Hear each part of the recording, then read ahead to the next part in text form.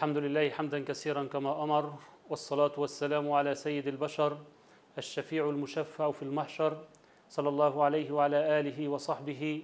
ما اتصلت عين بنظر وسمعت أذن بخبر. مشاهدي الكرام، أسعد الله أوقاتكم أينما كنتم. عانت المرأة في الجاهلية ظلما وبأسا شديدين واعتداء من أولياء أمورها دون مبرر لذلك، وظلت على ذلك الحين المتردي حتى جاء الإسلام وحررها من كل ألوان العبودية والذل الذي تعرضت له، حيث كان العرب في الجاهلية منذ أول لحظة يعلمون فيها بأنهم رزقوا بأنثى يبدأ سخطهم.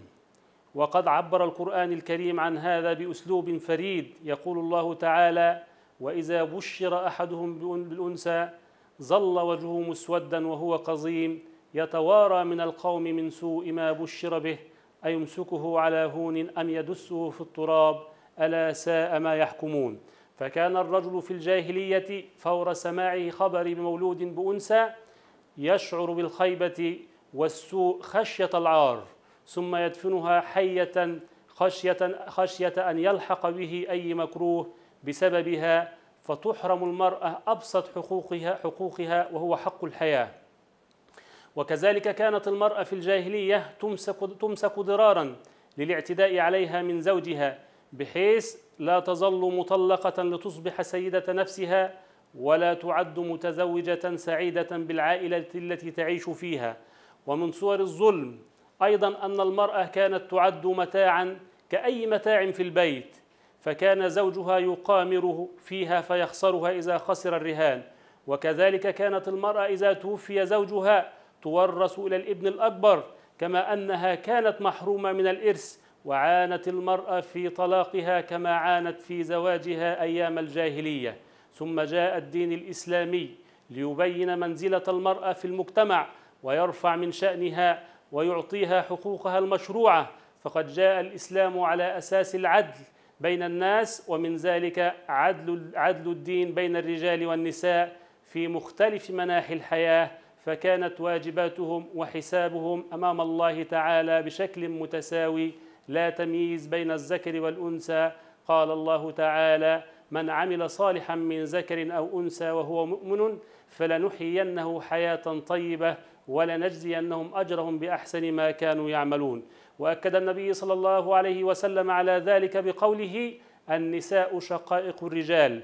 والمقصود من الحديث الشريف أن المرأة تساوي الرجل في الأحكام الشرعية أمام الله تعالى، إلا أنه في بعض الأحكام بعض الفوارق بين الرجل والمرأة بسبب طبيعة الذكر واختلافه عن الأنثى.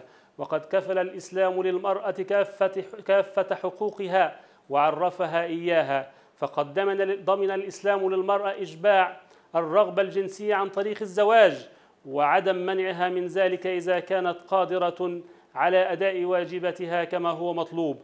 وشرع الإسلام للزوجة أن تفسخ عقد الزواج من زوجها إذا لم يستطع أداء حقوقها أو تسبب في إضرارها. كذلك شرع للمرأة حرية الكسب الحلال، سواء كان ذلك عن طريق تجارة أو غير ذلك. وضمن الإسلام للمرأة حرية التصرف في مالها الخاص، حيث حرم على أي أحد سواء كان زوجها أو والدها أن يجبرها على الإنفاق في حاجة معينة أو منعها من الإنفاق في حاجة أخرى كهدية ونحوها. وضمن الإسلام للمرأة حقها في اختيار الزوج الذي ترتضيه، ولا يجوز لأحد إجبارها على الزواج من رجل لا ترغب فيه منه. وفي حال إجبار الولي المرأة على الزواج سواء كانت بكرا أو سيبا أن تتزوج بمن لا تريده، كان لها أن تفسخ العقد ويتحمل الولي تكاليف الفسخ. أيضا ضمن الإسلام للمرأة حق المأكل والمشرب والملبس والسكن، ويعود ذلك بحسب العادات والأعراف. أيضا راعى الإسلام للمرأة ظروفها الخاصة، حيث خفف عنها بعض التكاليف الشرعية، فأسقط عنها النفقة، وأسقط عنها بعض الأحكام كالجهاد، وأسقط عنها بعض الفرائض كالحج إذا لم يكن معها مال أو لم يكن معها محرم. وأيضا خفف عنها بعض الفرائض كالصلاة والصيام وقت الحيض ووقت النفاس. ومن صور تكريم الإسلام للمرأة أن جعل لها مهرا وحرم الأخذ منه إلا بطيب نفس، وجعل للمرأة نصيبا من الميراث، حيث أنها قد ترث من أبيها أو من أخيها أو من زوجها أو من ولدها، بالرغم من أنها لا تنفق على أحد من هؤلاء. كما أسقط الإسلام عن المرأة صلاة الجمع والجماعات تخفيفا عنها بسبب كثرة أعبائها في بيتها ومع أطفالها. وبهذا نرى أن الدين الإسلامي حفظ للمرأة حقوقها وكرمها وجعل لها كيانا في المجتمع.